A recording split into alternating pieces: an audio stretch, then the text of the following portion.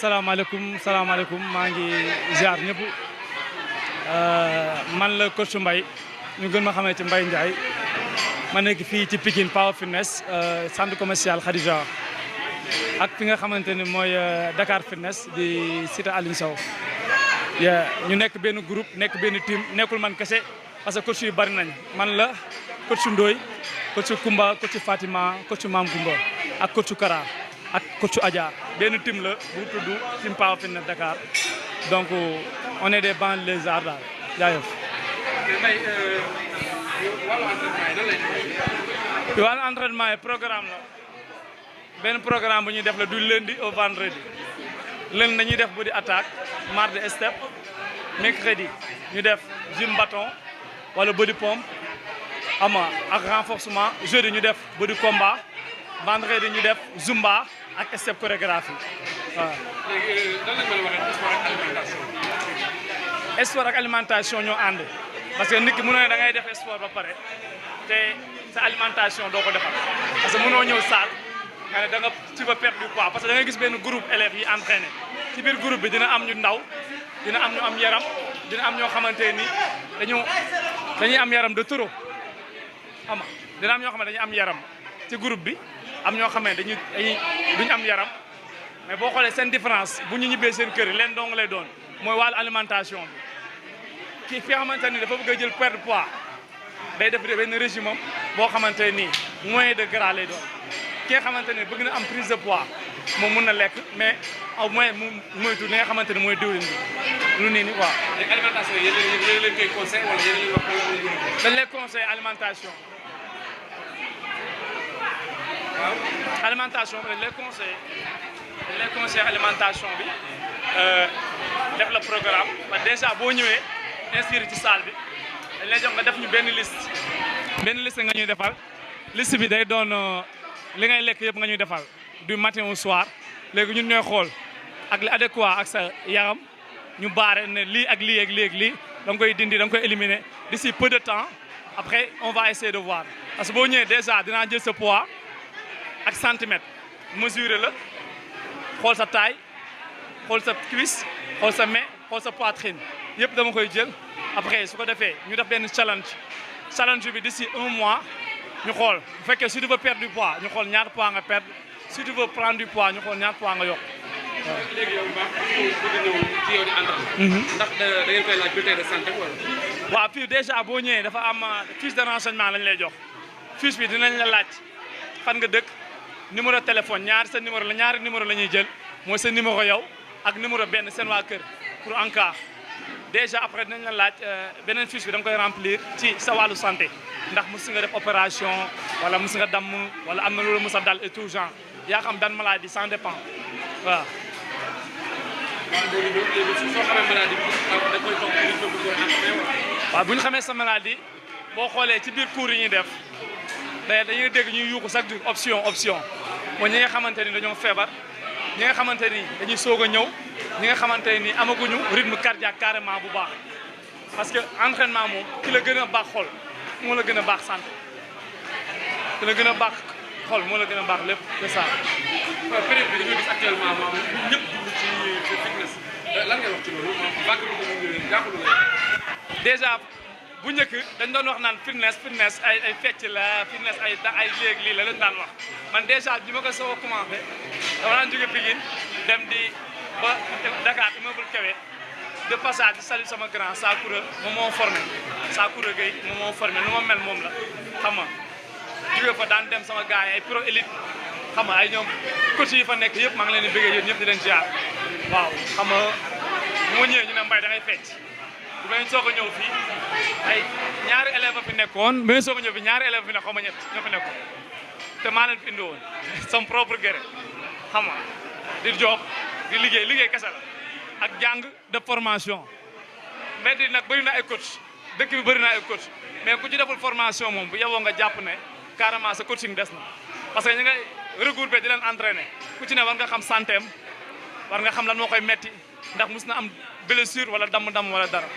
mais regroupé ay nit dafa yomb di ànd ak ñoom di tëb dafa yomb mais na ci nit ñi bàyyi xel ne carrément ñiy feebar di ñëw di entraîner dafa bari waaw. léegi yow musique bi ànd ak fitness bi musique bi ñu doon def sànq nii moom body attack lañ doon def dañoo def benn sélection mix dañuy jël ci benn master class bu nekk ñu jël fa ay son ñu boole ko ñu def cours bi noonu lañ doon def quoi. tey dañuy gis jigéen ñi ñu fi bëri lan moo waral jigéen ñi. lan moo waral. présence su jigéen ñi léegi ñu bëgg sport. non xam nga bu njëkk boo xoolee xale jigéen ñi dañ doon am temps doxoo dem dox yi wala dem def leneen mais la santé avant tout parce que léegi feebar dafa bari ci dëkk bi da nga gis xale ndaw yu jigéen ñu AVC da nga gis benn grand gentleman mu romb la nga ne gaam bi dafa jantal ci suba nga romb la ñu ne dafa AVC li ko waral yëpp mooy problème alimentation moo tax sport bàyyiwul xale bàyyiwul mag bàyyiwul paa bàyyiwul kenn waaw. léegi ñun ñooy faral di def tranche d'âge est-ce que mën nañu ko xam. ñiy faral di.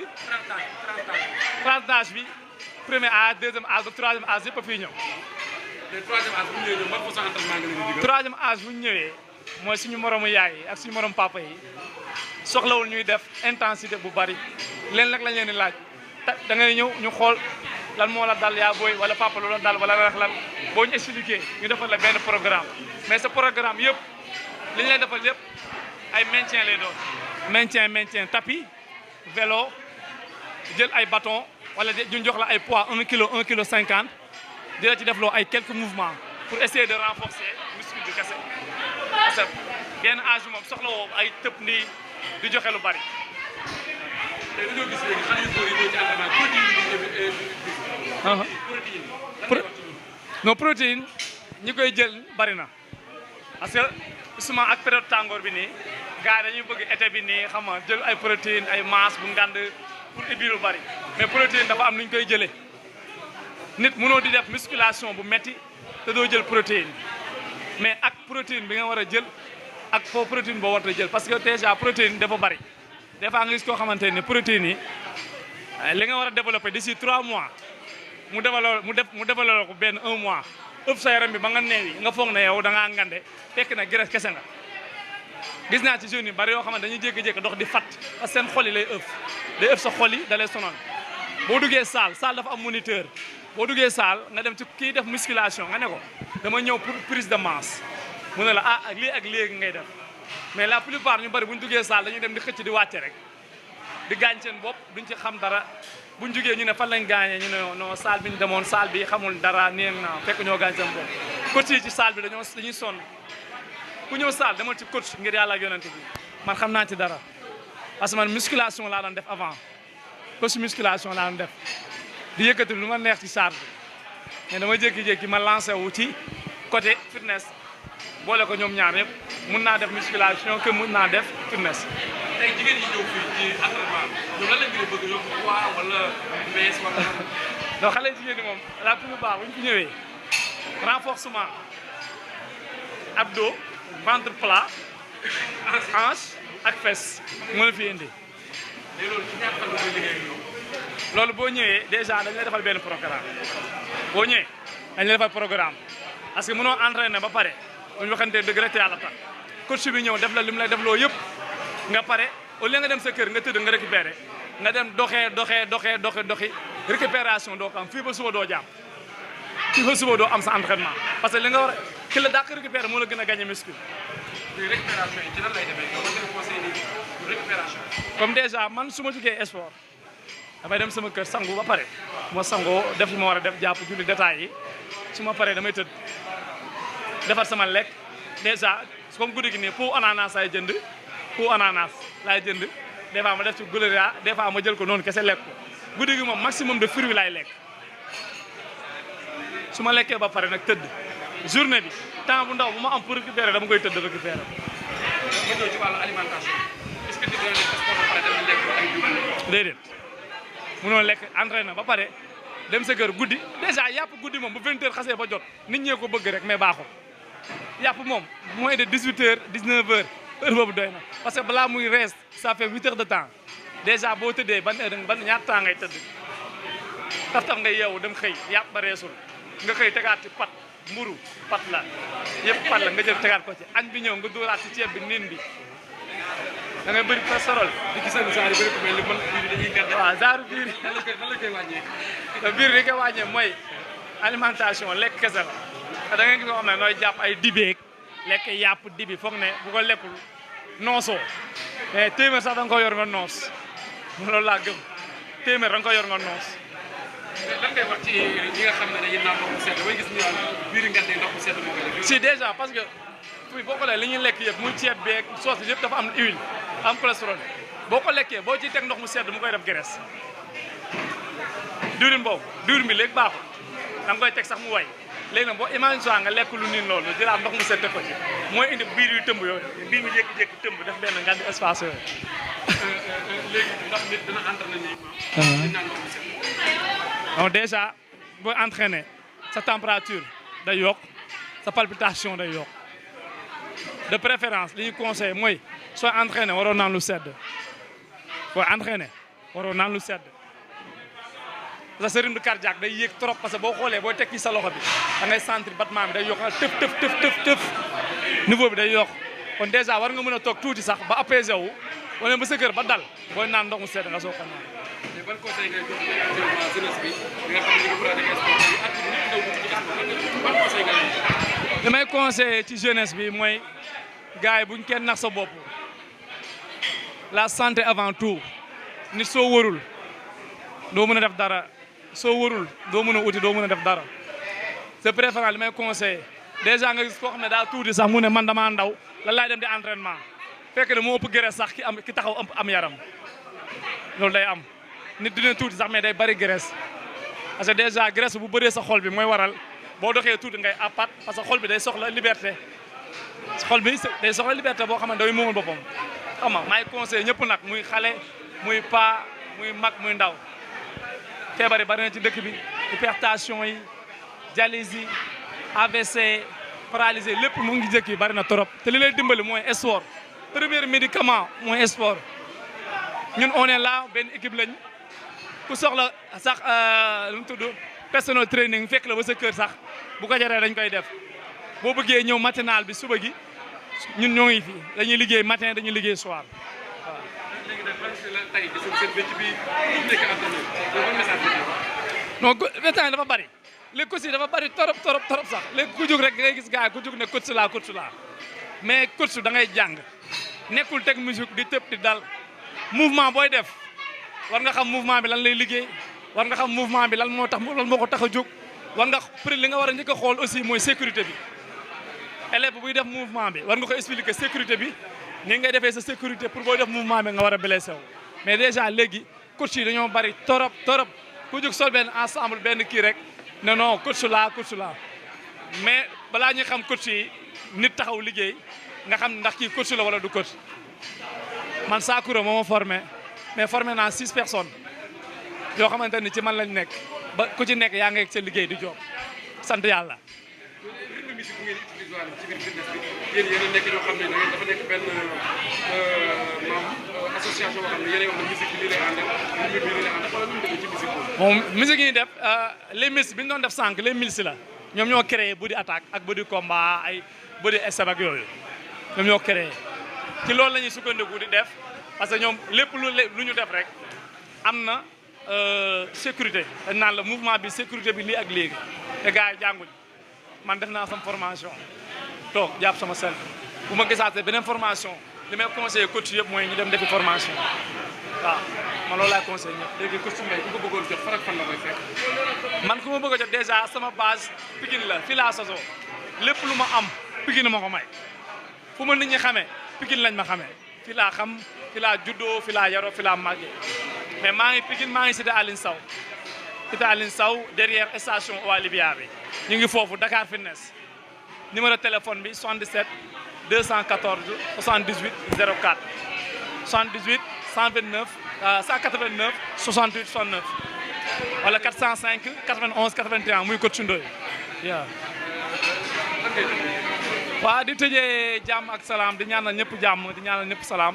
di jox conseil muy coach yëpp et Kumba di jox conseil coach yëpp xam nga di ñaanal yàlla gars yi ñu nekk ci métier bi ñu bokk ndey ñu bokk baay parce que ñun ñëpp nit ñi ñooñu soxla ni hôpital yi amee ay médecins noonu la salle yi amee ay médecins te médecins yi mooy ñi nga xamante ni mooy coach yi yaa déjà tey coach bi moo fi nekkaloon mooy coach Koumba Diouf moo fi nekk moom ci ñi ma formé ci la bokk ñu koy wax coach Koumba Diouf mi ngi fii Pikine am na coach Fatima mi ngi nekk Dakar Fitness bu ñu demee Dakar Fitness incha allah di nga ko gis ak maam Koumba coach Adja ak coach Fatima mi ngi fi aussi de préférence mi ngi ne toog xam nga ak coach Ndoye moom instant bi moo nekk ci Aline Sow ak Fatima waaw coach Karata mi ngi fi.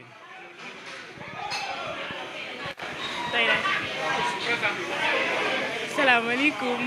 maa ngi tudd coach Koumba nekk fii ci Power Fitness Dakar.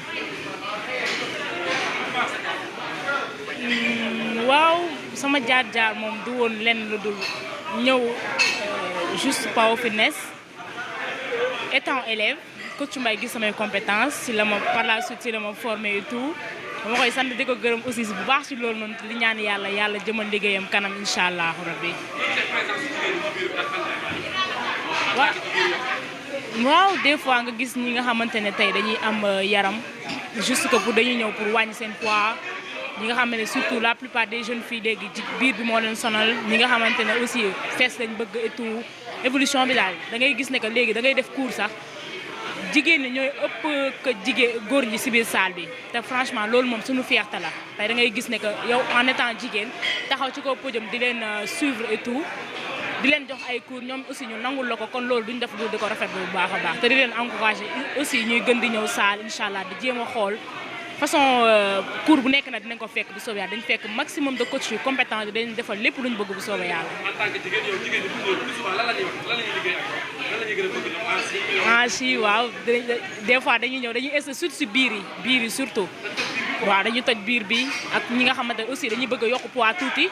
am tuuti hanche et tout loolu aussi franchement dañ koy faral di gis si xale jigéen ñi ñu si salle bi dañ koy faral di bëgg. waaw maa ngi fi mën naa ne que def naa fi 1 an nag 1 an waaw maa ngi fi nekk février 2019 daa fi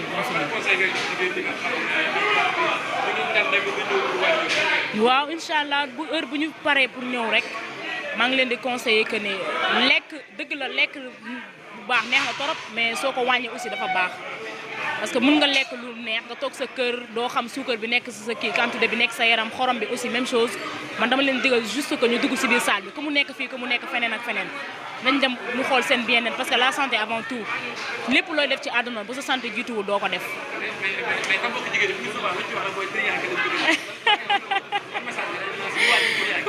waaw driyanke moom mënut a ñàkk driyanke mën na ñàkk parce que milieu bu nekk ak la muy laajte mais tey sport bien-être la tey mën nga nekk driyanke mais du tey di nga nekk ci forme loo def lu ndaw doo sonn jusque mën nañ ñëw par exemple travailler seen forme bi et tout voilà loolu mën nañ ko mën nga gis koo xamante day ñëw ne bëgguma wàññeeku mais naa wàññi juste sama biir ma ne ko amul problème dinañ ci taxaw incha allah waaw soit mën nañu bu fekkente ne ku gëj a entraîné la mën nañ ko travailler loo cardio bi avant parce que lépp loo gis ni que boo amul coffre bi doo ko def léegi suñ ci jógee mën nañ la travailler aussi jox la ay exercices abdominaux exercices gainage yi nga xam ne moo gën a mën a sax perdre loolu sa graisse biir bi et tout ak alimentation bi surtout ñu xoolaat ko aussi bu baax a baax surtout loolu noonu. waaw di sant waa Power Fitness team Power Fitness Dakar laay wax coach yi ak lu coach yëpp di sant suñu coach Mbaye bu baax a baax mu nga xam ne tey moo waral lépp tey bu ñu demee ba jox ñu cër di jox ñu gëdd di ñu wooye tey coach Koumba wala diw toog fay di déggaat coach keneen ak keneen dégg coach c'est grâce à lui franchement parlant comme ni nga koy faral di wax rek ne ko sa yaakaar si ñun yàlla bu mu sa tas di la ñaanal yàlla sa fi ngay seendu sa bopp yëpp yàlla na kawe sa njort incha allahu rabbi yàlla na yàlla def jàmm yàlla na yàlla def jàmm bu baax a baax di remercier coach yëpp nag coach yëpp maa leen di remercier merci beaucoup à Guédiawaye Info merci beaucoup à vous. waaw ñuy tëjee ñu ngi jaar ñëpp di bëgg ñëpp di leen wax dig daje ci beneen émission ak beneen cours Zumba ñun nag dañu faral de def ay son mbalax parce que on est des Africains boo xoolee ci TikTok bi son Wally Seck yi ñu def step man maa ko doon def maa kii la woon ak Ndoye ak Fatima waaw xam nga ñun waaw consommons local daal ñu bari dañ naan non coach Mbaye day def ay mbalax ak yooyu mais consommons local laa wax jaayam